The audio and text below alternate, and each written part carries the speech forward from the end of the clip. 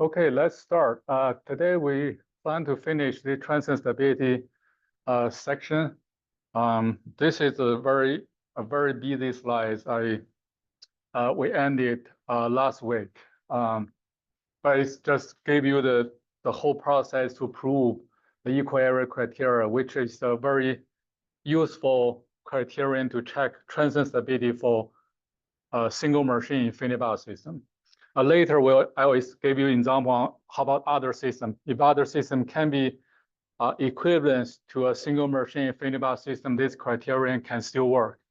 If you read other textbooks, there'll be different ways to prove this criterion. But here, I want to remind you,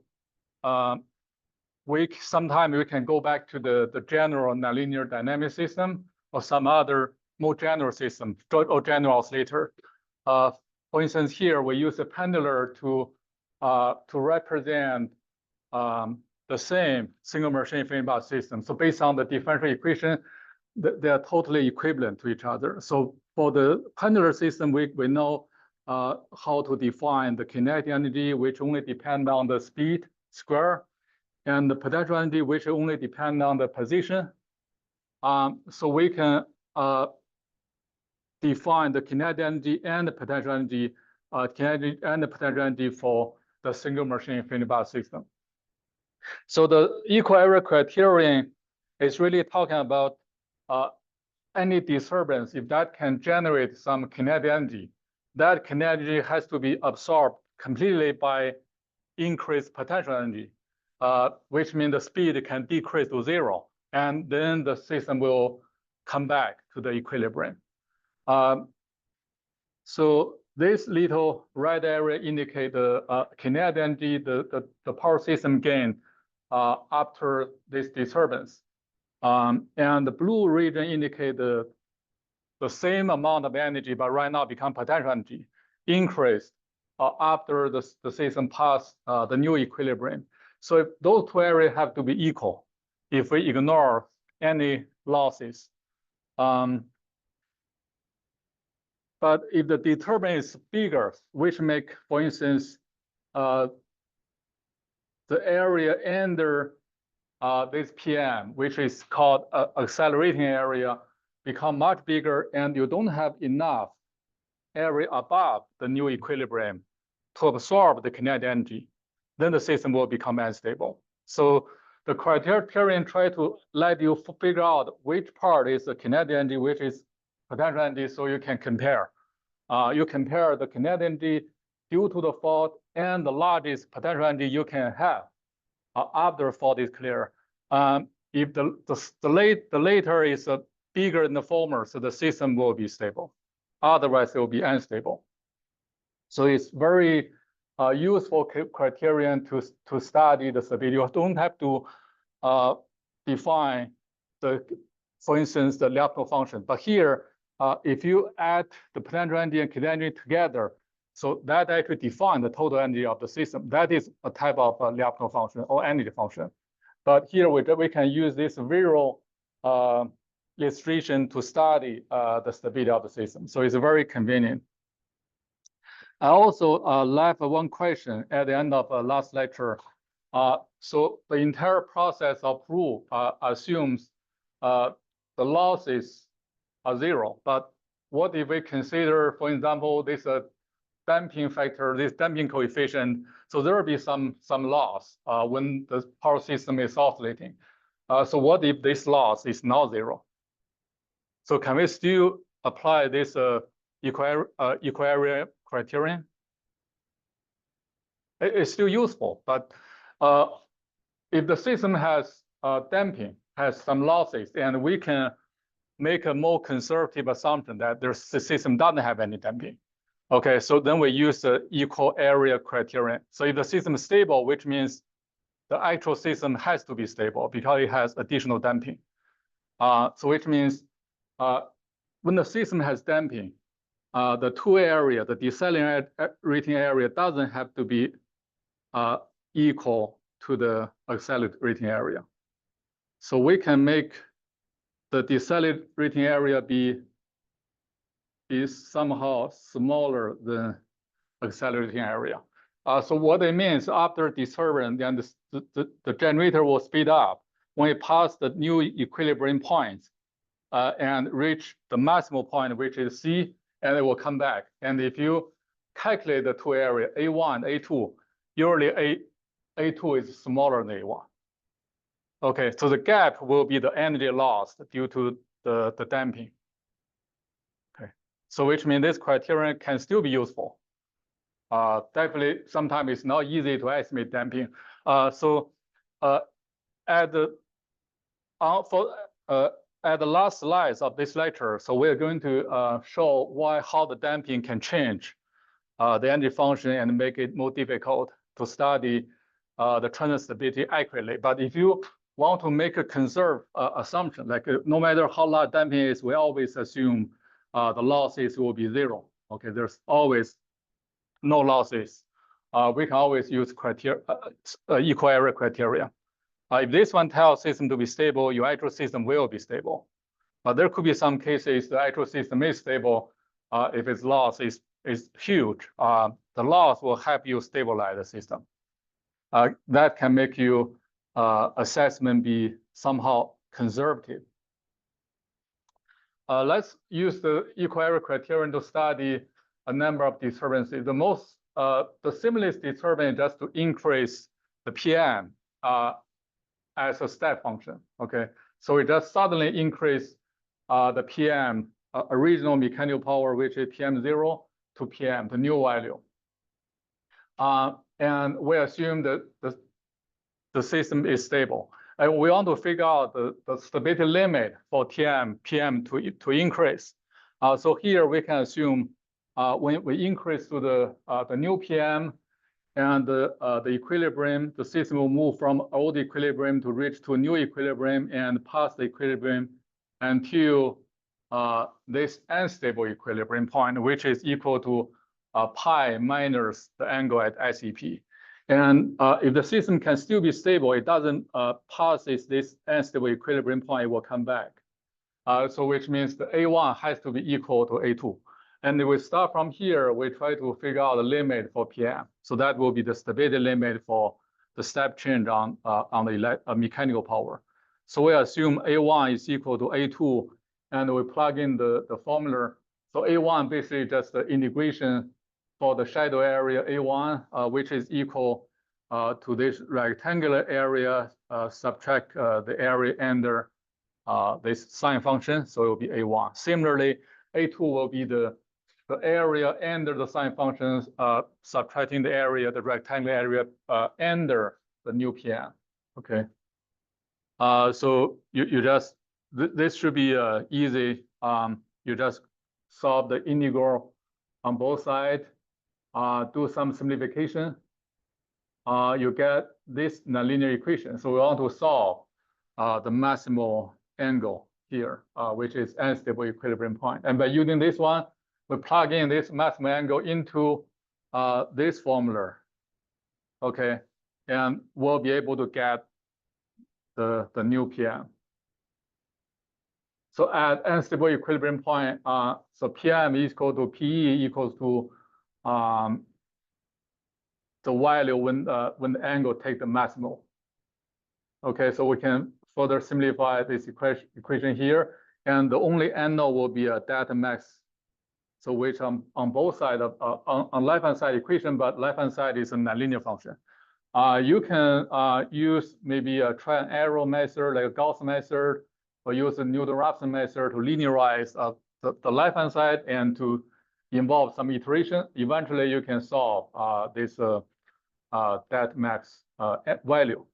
And using that value, so this will be the stability limit. Okay, so which means this is really the maximal change you can make on the mechanical power. Okay, so the new equilibrium point will be basically just pi minus delta max.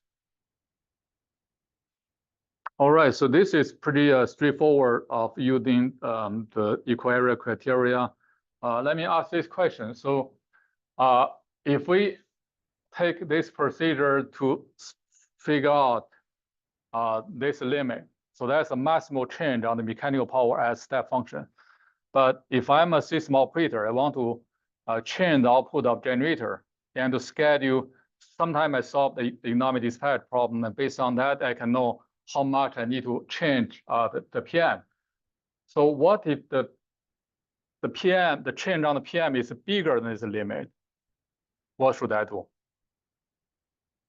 So for instance, this gave me maybe, for instance, if this is equal to 0.2 per unit, okay, which means if original is 1 per unit, so the generation need to increase by 20%. So that's 0.2 is a stability limit. But based on my economic dispatch, for the optimal operating condition, I want to increase the PM by 0.3. What should I do? Do I have to stop at 0.2 because that is the transient stability limit? Or there's any way I can bypass this limit to make the generator operate stably at the new operating point? Like what if this is my my new operating point? How should I arrive at that point without any transient instability? Any thought? So can we operate the system at that new point or no? We cannot. We can. How should we do? Okay. So here we treat the step change in mechanical power as a disturbance, which means that something happened. It's somehow out of our control. But if we have control on how to change the mechanical power, we may not make that be a disturbance. Okay. So what can we do is, let's say if we want to achieve, this is the stability limit, right? Because we want to achieve this one. If we do a one-step change, this is a accelerating area, but decelerating area is too small, right? System will be unstable. So you can imagine the system will just pass the unstable equilibrium point. But one thing you can do is you don't increase the mechanical power by one step. Instead, you do many small steps. Like for instance, I start from here. At first, I increase to this value. So this will be accelerating area, and this will be the decelerating area. And the system will come back, right, to this point. That's step number one. And step number two, I increase here. So it will eventually stop at there. And step number three, step number four, eventually you can move up to any point if you take a very small step. Yeah, that small step tell how much oscillation you're going to have. You don't want the oscillation to be too large to exceed the stability limit. You only want to make the operating point to be moving slowly to limit the amplitude of oscillation. Then system can still be stable. So basically, you slowly move the operating point up. So eventually, that's the maximal mechanical power you can output. That's why this value is called a steady state limit, which means if you can make the system undergo a number of different small equilibrium point or maybe steady state condition, slowly moving from the beginning to the end, you maintain the system operate as some like steady state or call that steady state condition. Eventually, you can reach this point. That's the maximal mechanical power you can output. Okay. Yeah, you can get to here, but condition you have to move at smaller step, not a large step. The large step will create some large accelerating area, and you need to have enough decelerating area to balance, compensate that one. Okay, and when you take a very small step, accelerating area will be very small. You only need a little decelerating area to slow down, and it will eventually move up to that limit. So let's talk about the three-phase fault. So we borrow one example from a Kunder's book, and we assume generator is connected to a step-up transformer, then deliver energy to a power to a infinity bus or large system through two transmission paths. And the second transmission path will have a fault on the middle point of the line to the ground. So a right-hand side on the right-hand side will be the equivalent circuit we can use. So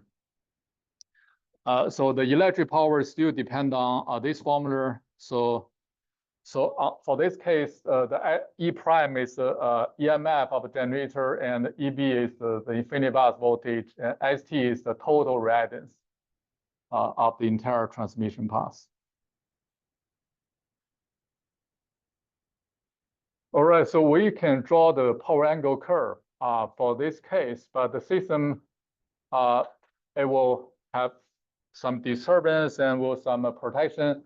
The system may have a different electric power output depending on the topology of the system. For instance, if both circuits are in service, so there's no fault, so that will be this function. So but if you have one path, the second path after fault is open. So with circuit 2 out of service, so that will be this function. Because when you open one path, so the ST will increase. Right, so the electric power will decrease. If we also consider the topology during the fault, the during fault, which means how much electric power the generator can still deliver during the fault, when the fault, the short circuit is there. So that really depends on the resistance from the generator to the ground. So if the resistance from generator to ground is 0, a generator cannot deliver any IT power to the ground outside. So which means, so this electric power will be much smaller than the previous two. And if the fault is exactly at the terminal of generator, and there's no resistance between the generator and the ground on the fault location, so the generator cannot deliver any electric power outside to the network. So that will make PE be 0. So that corresponds to this condition.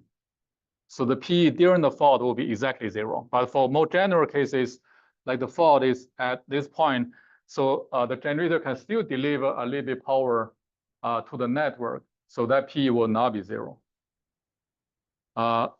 So here we want to use this example to study the accelerating and decelerating areas, and use the equal area criterion to judge the transient stability. So first, we need to ask those 3 questions. We consider a general fault, a permanent fault cleared by tripping the fault circuit, and a temporary fault without losing any circuit, because we don't know what's going to happen. So for a general fault, we want to compare the PE during the fault versus the PE post the fault. Okay. And for the permanent fault cleared by tripping the fault circuit, we want to compare the post fault and the pre-fault for the values of PE. And lastly, for the temporary fault, we want to compare for the temporary fault, which means we're not going to lose any circuit. So the topology of the system after fault is clear exactly the same as the system without the fault. We want to compare the electric power for the post-fault condition and the pre-fault condition. Okay, for the first one. So for general fault, the during fault electric power usually has to be much smaller than the post-fault electric power. Because the fault will limit how much electric power the generator can deliver outside. If it cannot deliver that electric power, if that amount is 0, the mechanical power will totally become the power to speed up the generator. Okay. So when we clear the fault, we want to increase the electric power. Then we can slow down the acceleration of the rotor. So this one has to be true, which means the post-fault condition has to be much better than during fault condition. For permanent fault, if it's permanent fault, the post-fault condition has to be different from the pre-fault condition. So if you're going to lose a circuit, this one, and the post-fault PE will be smaller than pre-fault PE. So that fault, after it's clear, it will reduce how much electrical power you can deliver to the network. So lastly, for the temporary fault, without losing any circuit, the electric power before and after the fault will be exactly the same. It doesn't change anything. Okay, so keep those in mind. We can know how to identify the accelerating area and decelerating area, because accelerating area can be maybe somewhere here and decelerating area will be above, but we will have to figure out the area between which PEs, because there are 3 PEs, right? Okay, so this represents a stable condition. So there's 3 PEs, pre-fault, post-fault, and during fault. When we start from this equilibrium point at A, we start at 0. And when the fault happens, it will move to this point B. That is on the during fault P. And then when the fault is clear, it will move up from C to D to the post-fault P. Okay, so we'll continue increase until point E. And to make the A1 equals A2, then it will come back. So this system will be stable. So if we draw how the angle is accelerated, so it will start from an initial value, and after the fault happens, so it will speed up, right? Until he reach the maximal angle.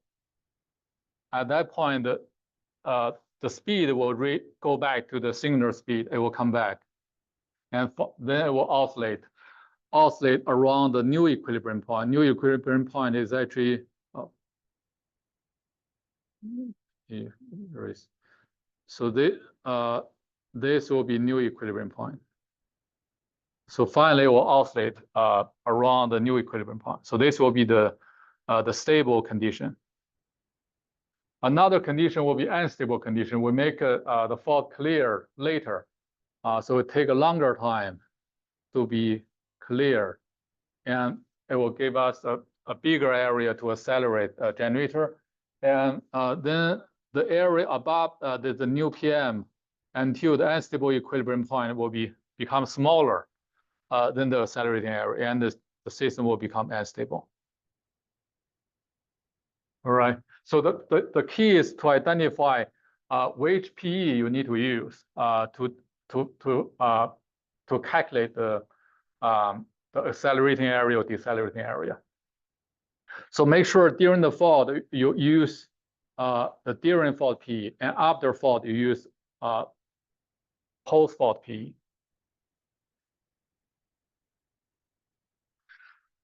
Next, we want to talk about 2 concepts. First is critical clearing angle and critical clearing time. From previous example, we know if we have wait until the angle increase to a bigger value to clear the fault, and that actually reduce the decelerating area. So there must be a maximal angle by which you have to clear the fault. So that angle is called critical clearing angle, or CCA.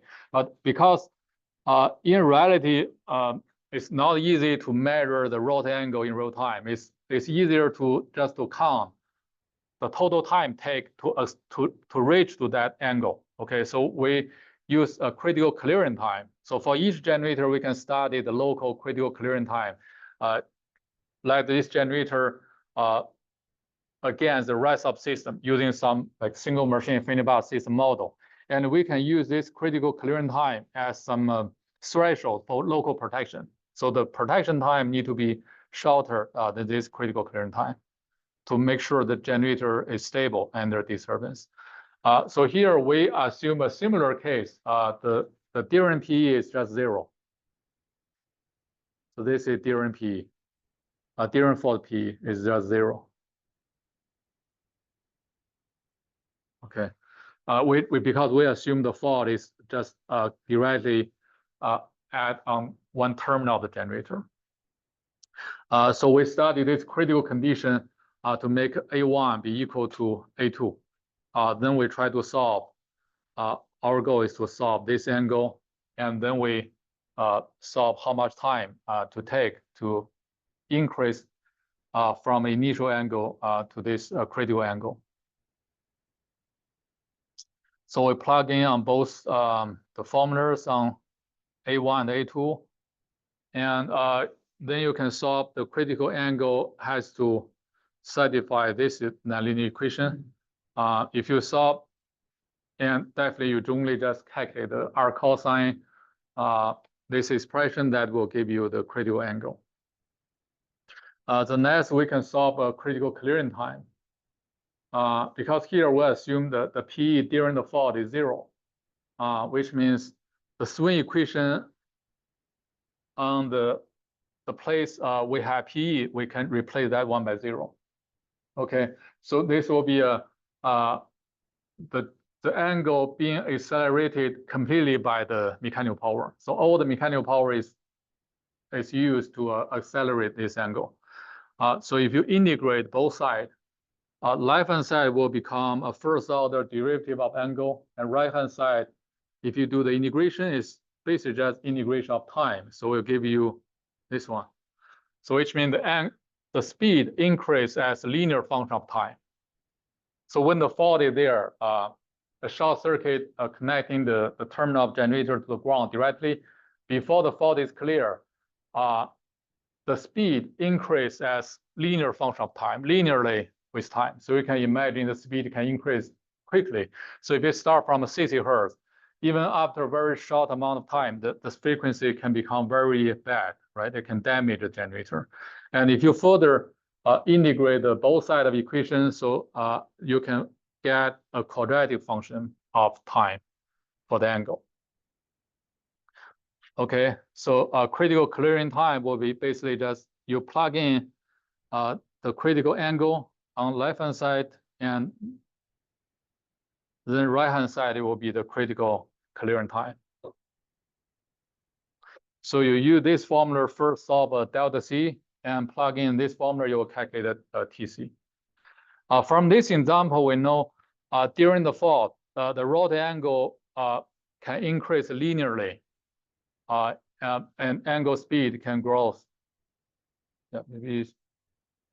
Yeah, there's some typo. It should be rotor speed will increase linearly, and rotor angle increase quadratically. Okay, just give you some number to give you just give you some idea about how quickly it can increase. So let's assume this is per unit, 1 per unit, and this point is 2 per unit. So PM is 1. P maximum is 2. And if I assume inertia is 10 seconds, inertia a constant 10 seconds, and this angle is 30 degrees. Okay, so and the delta C will be about 80 degrees. And TC, if you plug in all the value, it's only 0.3 seconds. And when at the time the fault is clear, because the speed increases as linear function, so the frequency when the fault is clear has been about 161 Hertz. Okay, so that can be very bad, right? So that will either trigger some protection of the generator or damage the generator. So usually the protection time is less than maybe 6 cycle, 5 cycle for transmission system.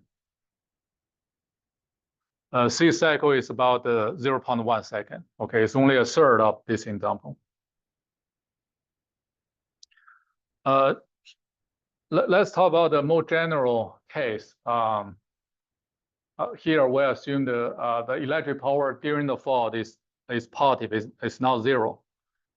We know we're going to consider the 3 different P's. So we have the largest one, which will be the pre-fault P, and the next one will be the post-fault P, and the smallest one will be a during fault P. And we know during the when we calculate the accelerating area, we need to calculate this A1, which is the area above the during fault P, but under the new mechanical power. For decelerating area, we need to calculate the A2. A2 is the area above P, the new mechanical power, but under the post-fault electric power. Okay. And here we know the new equilibrium point will be the post-fault P intersecting with the PM, and pi minor that angle will be the maximal angle, which is unstable equilibrium point angle. So here we consider a critical condition. So when the fault is clear at the critical clearing angle, which means A1 is equal to A2. If we just plug in the expression for each A, so for A1, we need to utilize the P. This is the integration of the P during the fault. And for A2, we need to utilize the P for integration during a post fault. So if you do the integration and solve the critical clearing angle, so we'll have this formula. It's pretty similar to the critical clearing angle we proved in the previous slides, but it will be more general because we need to consider both during fault and post fault PE values. Okay, let's discuss about the meaning for those areas, because you may notice also name this area as A3. So A1 here is very clear. That is the kinetic energy you can have when the fault is clear. Because the PM is higher than electric power, so the difference will accelerate the rotor.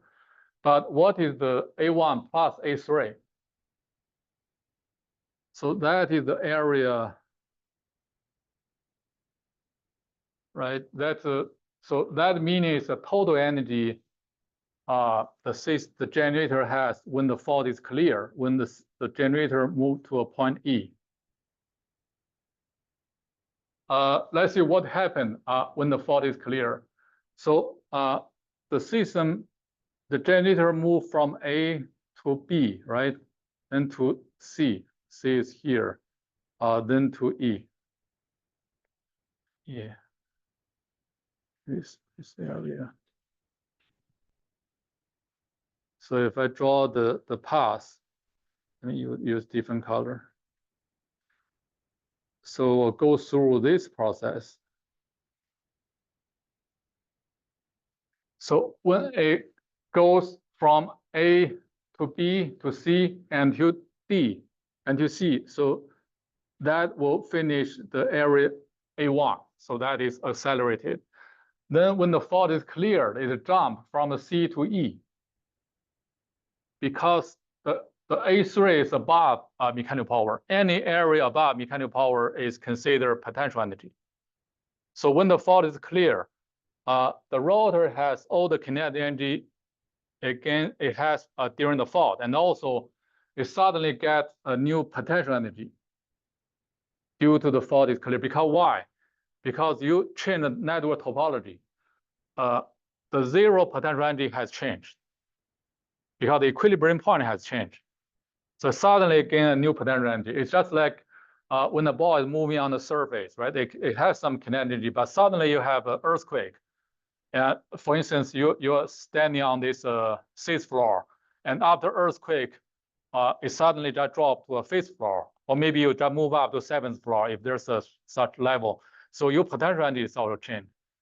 So A3 is actually the potential energy increase due to this network change. But you notice that's actually not important at all in our original criteria. So why? Let's explain why that A3 is not important. Then what is A2 plus A3? A2 plus A3 is the total potential energy the system can have relative to the new equilibrium point after the fault. So A2 plus A3 is the maximal potential energy relative to the new equilibrium point. Then if we compare those two, based on the equal area criteria, because remember that the original description about equal area criteria is the energy the system gained during the fault has to be less than the maximal potential energy the system can have. Okay, after the fault, right? So based on original definition, we really need to compare A1 plus A3 versus A2 plus A3. That's the original definition of equal area criteria. If you want to go back to the very beginning, how we talk about, right? So this is actually maximal potential energy we can have. But because this case is very simple, it doesn't change any network topology. But when you change the network topology, you need to find out the total area above the PM, the new PM. So that gives you the maximum potential energy. Then compare to the energy you can gain during the fault. Okay. For this simple case, the energy gained during the fault is only kinetic. But for more general case, that can be both kinetic energy and potential energy. So that's this general case we're talking about. But when you compare those two, the A3 is canceled. So we don't really need to worry about A3, okay? So we still only compare A1 versus A2 here. All right. So this just gives you some clarification. Don't worry about this part, it's not important. Okay, let's discuss further about the shape of the energy. So we know the potential energy, kinetic energies, and potential energy is defined by those two formulas. And if we try to draw this curve, just indicate how potential energy change with angle. Just give you some more visual idea on how the ball is moving along the surface. So this function is actually the potential energy, so which is drawn based on this function. If you solve this function, that will give you that nonlinear curve. Okay. And this bottom point indicate the new equilibrium point. And this maximal point indicate this unstable equilibrium point. But if you continue drawing the curve to the left, eventually you will get another maximal potential energy, and which is this angle. So my question is, what is this one? Why is that different from the potential energy calculated at the UEP?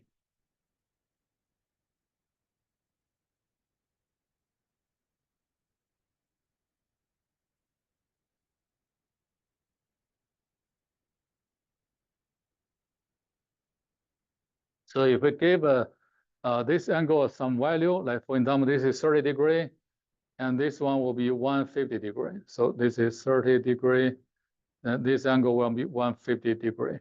So what is that angle? That angle will be a 150 degree minus 360 degree. So will be negative 210 degree, right? So which means if you draw this potential energy to the left, you'll be able to see another maximal potential energy at angle about negative 210 degree. So if the rotor, when it swings back, it can really reach to that point. That's another limit. But why do we not use that limit? Because the first limit is closer. This 150 degrees closer to the stable equilibrium point. So if it's lower than this energy, it will be definitely lower than that energy. But what does that one mean? That means, let me make it clean something.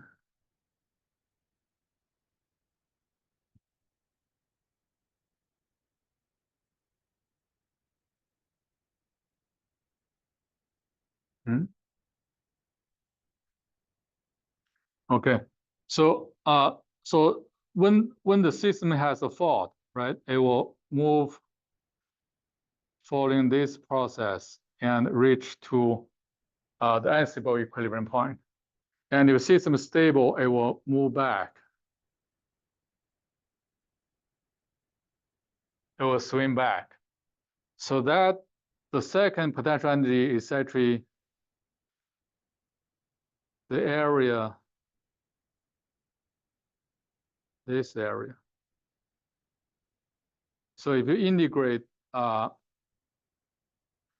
area above PM under the post-fault electric power, so this area is actually the potential energy, the first one. But if you integrate the area under the PM above the post-fault PE, so this will be the second potential energy, the critical potential energy. So that's why it's bigger, but that's not a concern to us, because if the system is stable, it will never swing back to reach that point. There's another unstable equilibrium point. Maybe you can understand that one by this case, right? So this is like, if this is 30 degree, this is 150 degree, and this is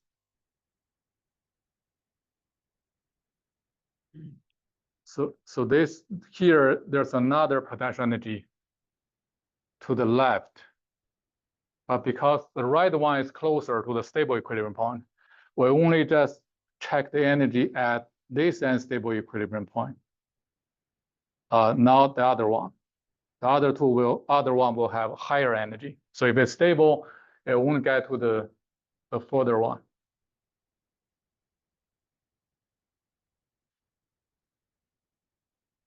Okay. Any question? All right, let's move on. So let's summarize some factors that can affect the transient stability of a generator. Basically, all the conclusions are from this equal area criterion and also the single machine feedback system model. But definitely those conclusions are also useful to any general power system. So the first factor is how heavily the generator is loaded. So that really depend on PM, right, or PE, because PM minus PE. But basically, if we're talking about equilibrium point, that basically is PM. So if PM is higher, that actually make the maximal potential energy you can have above PM be smaller. So definitely heavily loaded generator will have worse transient stability. And the second is the fault clearing time. Fault clearing time will determine how much the angle at the clearing time. So if that clearing time is longer, so delta C will be longer. So that will make A1 be bigger. So if this is increased, A1 will increase. So it will become harder to have the equal A2 to compensate the acceleration. The next one is the post-fault transmission system reactance. So that is this one. So if this reactance is bigger, which means the P is smaller, right? So if you're able to change the post-fault, change the post-fault reactance, that can influence the PE. If PE becomes smaller, A2 will become smaller. So the decelerating area will decrease. The next one is the generator readiness. Lower readiness increase peak power and reduce the initial rod angle. That one also can contribute to ST. Okay, that's similar to the transmission, the total readiness. The generator output during the fault. This depends on the fault location and the type. If the fault is on the terminal, the generator output during the fault can be 0. If the fault is far from the generator, it still the PE will be non-zero. Okay, so that can make a PE be maybe 0 to someone non-zero value, to some positive value. The generator inertia. The higher the inertia, the slower the rate of change in angle. Because based on our calculation for the critical clearing angle, the inertia, if inertia increased, the critical clearing time will increase. A bigger critical clearing time means you have more room to do the control to prevent the transient instability. So lastly, this one, the generator internal voltage magnitude E prime. This one can be controlled by field excitation. So if you can design some controller based on the exciter, the exciter will detect the fault. If the fault happens, that will increase the field current and also increase the E prime. So that will make the PE be increased during the fault or post-fault. So that actually gave you a bigger decelerating area, right? So that will improve the stability. The last one is the voltage magnitude of the bus receiving power from the generator. So definitely this one is also, if you have some controller, if you can improve this EB, that also increase the decelerating area. Okay, so if we color those factors in green or red, depending on whether they are doing a positive, they have positive role or negative role on the transient stability, will be like this one. But first of all, if you increase that value, the system will be more unstable, but next part will be more stable. Okay, just think about those. I went through those items very quickly, but just think about why they can play a positive and negative roles, and even those factors conclusion from single machine and finite bus system, but they're also useful for any power system. All right, so next, I want to mention this one because you're going to use this conclusion for a homework problem, and also we can borrow this conclusion to derive more general equal area criteria. I'm going to talk about in a few minutes. So what if I have a 2 generator connected through a transmission path? So please note, so both generators could be just typical generator. So none of them, neither one is like an infinite generator. So the generator 1 has H1, generator 2 has H2. So how can we apply equal area criterion to this 2 machine power system? First, I can write down the swing equation for each generator, and I do the subtraction. I only I define the angle difference, which is generator angle 1 subtract angle 2.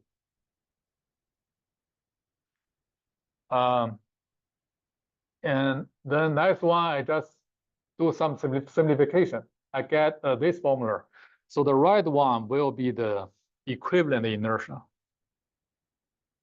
And the blue one will be the equivalent mechanical power. And this pink one will be equivalent electric power. Once you get to this model, from now you can just study the system as exactly a single machine finite bus system. So let's give some typical value for the system.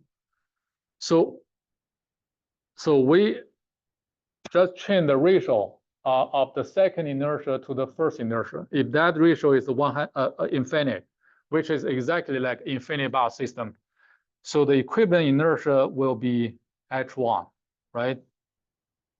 Because the second will become infinite. And the equivalent PM will be simply just PM of the first one. P will be the P of the first one. But in reality, if that's not infinite, it's only just 10 times, but you still can see it pretty much close to the first generator connected to a large system. When the two inertias are same, the equivalent inertia is only half of the first one. And the mechanical power is half of the difference, and same for the electric power. So this gives you a very useful way to simplify two machine system or two area system to make it be some equivalent single machine infinite box system. Then you can apply the equal area criterion.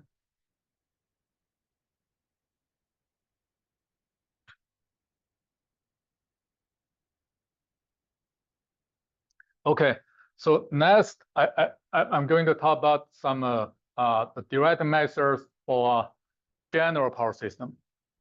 There are two types of measures. Most of measures fall into those two types, but there could be some other. But those two will be have been very useful and utilized by commercial software. The first one is the single machine infinite box system equivalent based direct measure, and some reference call it extended equal area criterion. Some reference call it single machine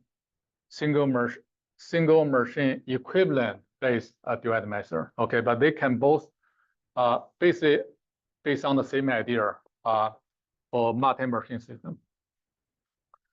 So the procedure for such measures will be first, according to rotate angle curves, you can simulate over maybe a time window. You don't have to finish the simulation until system really is clear to be stable and unstable. You only just need to simulate maybe for a short time window, slightly longer for duration time. Then based on the simulation result, you can partition all the generator into two groups. You call the accelerating group as critical machines and the remaining generators as maybe non-critical machines. Basically, it's just two-way partitioning. Although if you have M generator, based on the combination, there are many ways to partition the generator into two groups, but eventually you only just need to investigate M minus one. So if those are the generators, so first partition is you separate the first one versus the remaining, and the second is separate the first two versus the remaining, right? So for this case, you only just the n equals m equals 5, but the partition is you only need to investigate 4. If all the 4 are stable, the system will be stable. If any one of those 4 partitioning indicate the system to be unstable, system will be unstable. Okay, you don't have to check, like for instance, what I put those 2 in one group and the other 3. You can, if you want, you can also check that partitioning, but you don't have to. You only investigate m minus 1, which will be enough. So for each partition, you can construct a 2 machine equivalent, similar to the one slide, before this slide, right? Then you can have the equivalent single machine infinity box system, and you can use equal area criteria. So it's still based on the same swing equation here. So if you compare to this formula we proved in the previous slide, so we just generalized this formula to many machines. So this formula is just about 2 generators, but here we have many generators. So we have 2 groups. So we have first we calculate the total inertia. So here m is just 2h. So MC will be the total inertia for the group 1, critical group, and Mn will be total inertia of the non-critical group, the second group. Okay, by using this formula, that's the same as this one, right? So we'll have the total equivalent inertia. And next one, we we just generalize this formula for PM and this formula for PE. We'll have the more generalized version for PM and PE. And last one, we need to focus on the angle separation between the two areas. So we calculate the average angle of the first group and the average angle of the second group. So which is like a weighted sum based on the inertia of inertias of different generators. Okay, so this is how it's pretty straightforward. That's some method anybody can think of. So let's see the result. So now if there's a 3 generator, this is studied for a 3 generator system. And the top 2 generator have bigger angle, and we just treat the top 2 as critical group and the last one as a non-critical group. And then doing the equivalence between the 2 groups, and it will give you this angle curve. So this will be the angle. And using this angle curve, I can calculate to visualize on the power angle curve. So we will have accelerating area and decelerating area. So this one shows a case when the system becomes unstable. So which indicate the accelerating area is bigger than the decelerating area. Then the system will be unstable. Okay, so using this method, I don't have to finish the simulation. I only just need to simulate maybe until I basically can determine the decelerating area is not enough. Then I can stop there. So if that can be become evident after maybe a few cycles, I can just stop there. I can judge stability. In the last reference, there are some other bigger system examples. For instance, those applications on the hydro-Quebec system, a larger system, for stable and unstable scenario.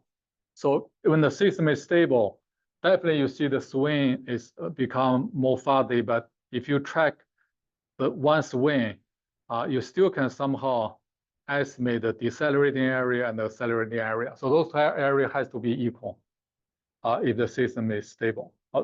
Maybe I shouldn't say have to be equal. It's just roughly equal. So A2,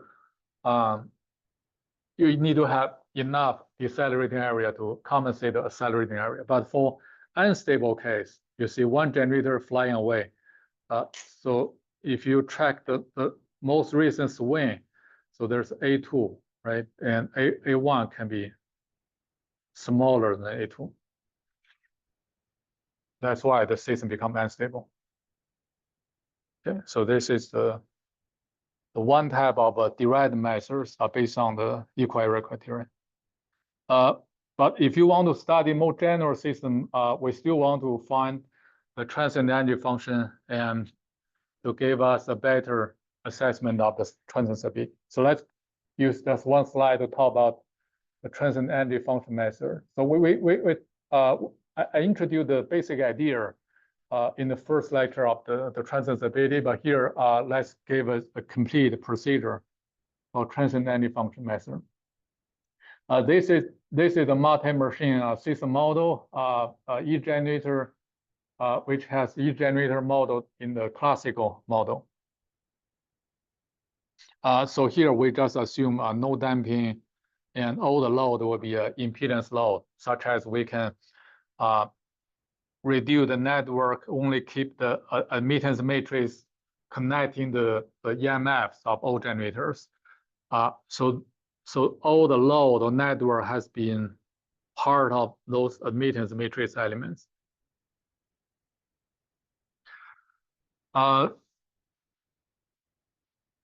So the idea to find out the transient energy function is, so when the system is subjected to a fault, and some of generator, actually most of generator may be accelerated, but some will be accelerated more, some will be less, and depend on the new equilibrium point, and we can estimate how much potential energy the system will have. But the situation is very complex. But we can take this idea by finding the center of inertia, which is like you have a cluster of particles moving around, but the entire cluster may flying together, right, at a certain speed. But the transient stability is try to make sure every particle stay in the same group. So there's none particle flying away from the rest of the system. So similarly to the generators, we want all the generators stay together, even they together speed up or slow down, but that doesn't change the transient stability. So what we really care is the relative motion to some center of this group. We call it center of inertia. We only just study the motion of those particles relative to the center. So the center of angle is just calculate the weighted average of all rotor angle. So we just multiply each angle by the inertia and divide it by the total inertia of the system. So that will give us the center of the angle. So which is like if the system is a particle and they together just move, right? So the center also move, but we only just care about each particle relative to the center. If that one can be bounded, the system will be stable. So this is the center.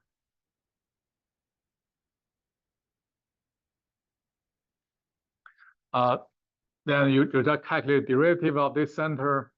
It will give you the center speed. The next one, you can calculate the net power the center is introducing. Okay, you basically just add total mechanical power and total electric power for the entire system. So this one has to be utilized to accelerate the center of inertia. So this line just try to treat the entire system as just a single generator. So delta COI will be that angle, omega will be that speed, and this PCOI will be the net power, net accelerating power of that equivalent generator. So next one, we consider motion of each generator relative to the center. So we define theta I, which is the delta I minus the center, and omega I will be just the derivative of theta I. Okay. All right. So the swing equation will become this equation, and we can easily prove. So if we multiply each relative angle by the inertia, and we calculate total, it has to be 0. So next one, we want to, okay, so right now you see this part is like a single machine in feedback system swing equation. And this one indicates the coupling part. It just couple this machine to rest of the system. So if this one is 0, I can define the energy function, which is the kinetic energy plus potential energy for that part. That's the same as single machine feedback system. I just summate all the energy of all machines together. That gave me a total energy function. But right now, I really don't know whether this one will make some difference. Okay, but so we need to study when we calculate the energy. When we integrate any accelerating power over certain angle, and we want to make sure how this one change the energy. So only this part will will be related to the total energy of the system, and integration of this part can be split into a different generators. If you try to plug in the definition of the theta I, and then until this step, you can prove this one has to be 0. So when we do the integration, and to find out the energy. And the last part that indicate the coupling of all the generator doesn't contribute energy, so which is good. So next step, we just need to define the total energy based on the total kinetic energy and potential energy of each generator. So the energy function defined to be summation of the sum of all kinetic energy for M generators. And then this part will be the integration, which is similar to the area between the electric power and the mechanical power over a certain angle, okay? Which is similar to the somehow like decelerating area. And the first item is more like an accelerating area. So this is somehow like A1, this is somehow like A2, but this is for the entire system. We know the PE for each one satisfy this formula. So if you plug in PE, if you do some integration, and you will get to this result. So the first item is unchanged. It's just do the sum of the total all the kinetic energy, and this part is because of the integration of mechanical power, because we integrate from any equilibrium point to any angle. So that can be the angle after fault is clear. And this item is from the integration of the electric power, but contributed by the first item. And this item is contributed by that one. And the last part is 0. So we don't have to worry about that one. Okay, next we just want to figure out the physical meaning of each item. The first one basically just the total kinetic energies. If we count the kinetic energy of each individual generator, right? The sum will be the total kinetic energy. And the second is very clear. That's only angle dependent. So that's which is potential energy. It's a sum of all the potential energy. The third one is some new item. But that one also only depends on angle, right? It doesn't depend on any the trajectory of the system or the speed of the generator. So it also can be considered as part of energy. The last item will be interesting. Before we explain what that is, we compare, if we calculate the total of those two items, which corresponding to the first item and the second item for single machine feedback system. So far we can fully explain item 1, 2, 3, because those will give us the total kinetic energy and total potential energy when we simply just integrate, add all the energy for each individual generator together. But this item will be something new. And unfortunately, this one is not, rigorous speaking, is not the potential energy. Okay, although it seems to be only depend on theta, but this theta is theta I minus theta j.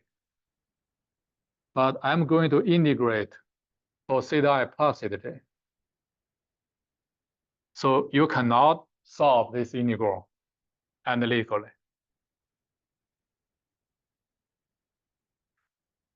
Which means this is not potential energy, this is something new. But in order to solve that one, you really have to simulate the system until the angle, okay, by which you want to calculate the energy. Then based on the, okay, so you have to do the simulation. This is theta I and the theta j. So at each step, you calculate the difference. So this one gives you theta ij, right? Theta I minus theta j. And you also need to, at each step, you also need to calculate theta I plus theta j. And calculate how that one is going to change. Then you integrate this one step by step. Then you can get accurate value for this last atom. So if you do that, there's no point to use direct method, because direct method means I don't need to simulate. I don't need any simulation. I only just need to know the value of the energy compared to some limit I can judge stability. If I have to do the simulation, why do I still use the direct method? Because when I simulate the trajectory, I already know its stability. So that becomes some tricky part. So finally, people figure out, okay, so this method, although it's not accurate, but maybe I can make some assumption. I can assume the sum of the two angles will increase as a simple function of the difference of two angles.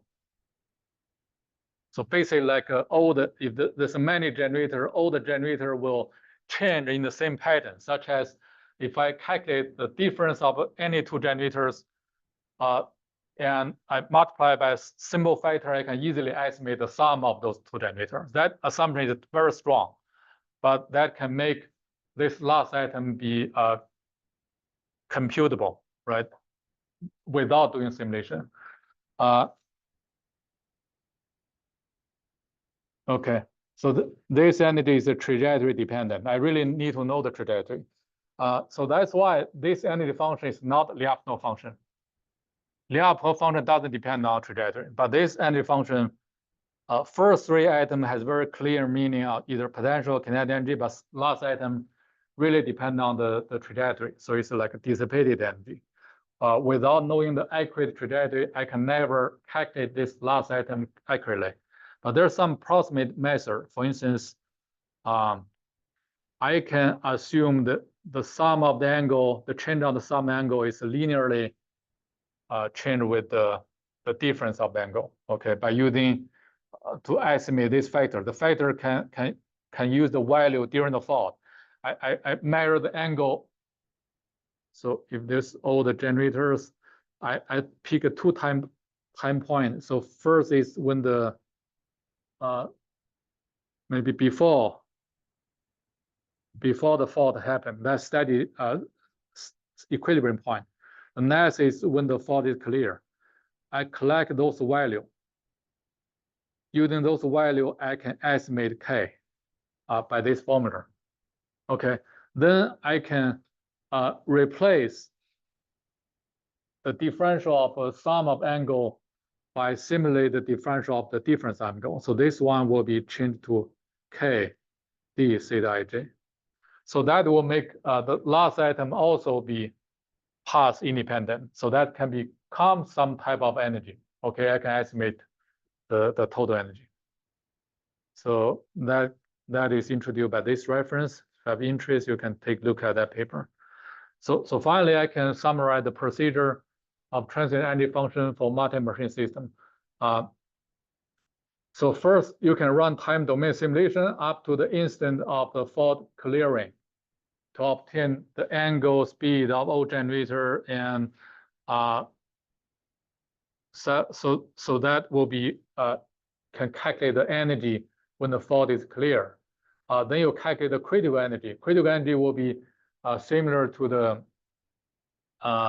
equal area criteria. You can find out the one unstable equilibrium point. You calculate that critical energy. So usually you can take either the unstable equilibrium point closer to the post-fault equilibrium, or maybe find someone is in the same direction. It's called controlling UEP. So if that difference is positive, which means the system will be stable. So let's go back to that original figure, which indicate the idea. That's a ball moving on the surface. Yeah, this one. Right. So this is SCP, and this could be another. It's a one UEP. But this one is on the path of the disturbance. So this one is more like a controlling UEP, so more relevant to the fault. But there could be another UEP which is closer, which have a shorter distance to the ICP. that is considered the closest UEP. Some methods suggest you use the closest UEP to give you a more conservative result. Some suggest you maybe to find the UEP in the direction. Okay, so if the initial energy is less than the critical energy, then the system will be stable. The critical energy can be estimated based on the controlling UEP or the closest UEP. Okay, so that's the end of the transient stability session. On Thursday, we'll start the voltage stability section.